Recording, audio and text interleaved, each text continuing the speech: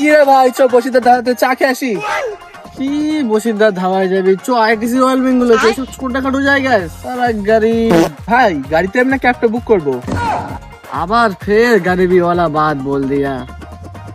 চ বাইরে থেকে রোজ রোজটা বার করছি, ওইটা নিয়ে যাবো। সব বাইকে টাইকে ক্যাবে টাবে আমার দ্বারা হয় না।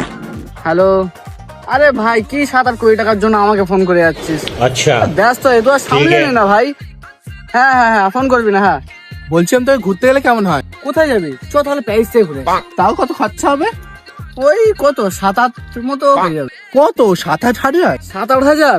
7-8 কারোর গাড়ি। আরে ভাই ফুটবল খেলার জন্য কোনো জায়গা পাচ্ছি না, কোথায় খেলি বলতো? আরে ভাই এই নিয়ে তুই চিন্তা করছিস? বলবি তো আমারই এতটা জমি ফাঁকা পড়ে আছে, যেখানে ইচ্ছে সেখানে নেই। এই তুই সেই আগের মাসে আমার 111 টাকাটা দিবি না? পরে আসছিস ভাই। ফেকুস সালা।